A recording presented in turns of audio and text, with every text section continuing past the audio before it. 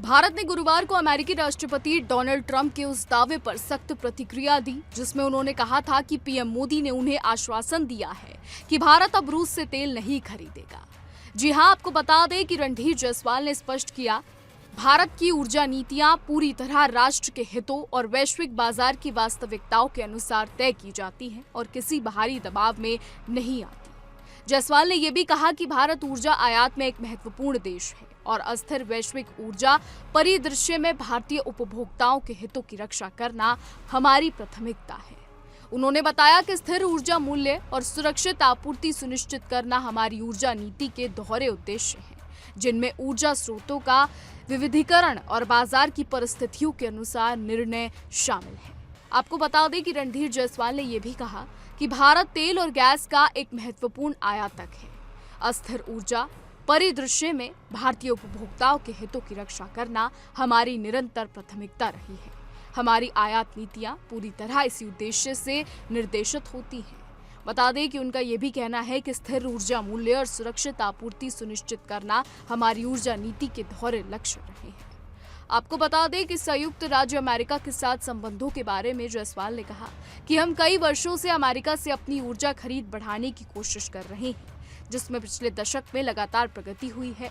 वर्तमान प्रशासन ने भारत के साथ ऊर्जा सहयोग को गहरा करने में रुचि दिखाई है। इस पर चर्चा जारी है। अब आपको ये भी बता दें कि अमेरिकी राष्ट्रपति डोनाल्ड ट्रंप ने बुधवार को व्हाइट हाउस में एक कार्यक्रम में दावा किया था कि पीएम मोदी ने उन्हें आश्वासन दिया है कि भारत अब रूस से तेल नहीं खरीदेगा। अमेरिकी राष्ट्रपति ने कहा था कि उन्होंने मुझे आश्वासन दिया है कि रूस से कोई तेल नहीं खरीदा जाएगा। आप जानते हैं, आप इसे तुरंत नहीं कर सकते। ये एक छोटी सी प्रक्रिया है, लेकिन ये प्रक्रिया जल्द ही पूरी हो जाएगी। बता दें कि ट्रंप ने पीएम मोदी के साथ अपने निजी संबंधों को भी दोहराया, उन्हें एक दोस्त बताया और भारतीय नेता के लंबे समय तक पद पर बने रहने की प्रशंसा की। ओवल ऑफिस में एफबीआई निदेशक काश पटेल के साथ एक संयुक्त प्रेस कॉन्फ्रेंस के दौरान ट्रंप ने कहा, मैंने भारत को वर्षों से देखा है। ये एक अद्भुत देश है और हर साल आपको एक नया नेता मिलता है। कोई कुछ महीनों के लिए वहां रहता है और ये साल दर साल होता है और मेरे दोस्त अब लंबे समय से वहां हैं। ये दावे ट्रंप द्वारा यूक्रेन युद्ध के दौरान रूसी सैन्य उपकरणों और ऊर्जा की निरंतर खरीद का हवाला देते हुए भारतीय वस्तुओं पर शुल्क लगाए जाने के कुछ महीनों बाद सामने आया है। अमेरिका ने भारतीय निर्यात पर वर्तमान में 50% तक का शुल्क लगाया था। इन उपायों के बाद भारत ने स्पष्ट कर दिया था कि उसके ऊर्जा संबंधी निर्णय भारी दबाव के बजाय राष्ट्रीय हितों और वैश्विक बाजार की स्थितियों के अनुसार ही लिए जाएंगे।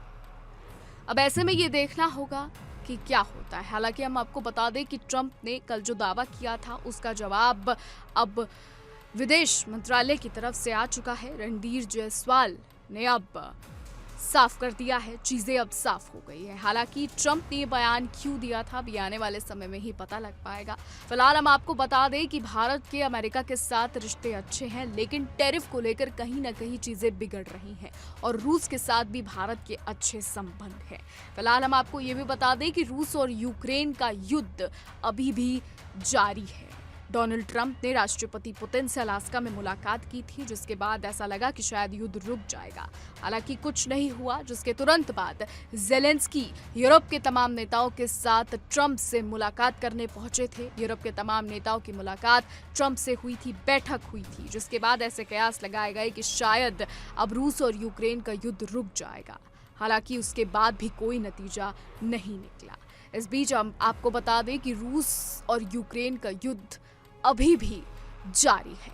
अब आने वाले समय में पता लग पाएगा कि पुतिन क्या करेंगे, ज़ेलेंस्की क्या करेंगे, ट्रंप क्या करेंगे और भारत और अमेरिका के संबंध आगे जाके कैसे रहेंगे। टैरिफ को लेकर क्या कुछ होगा, क्या कुछ नई चीजें होंगी, आने वाले समय में ही पता लग पाएगा।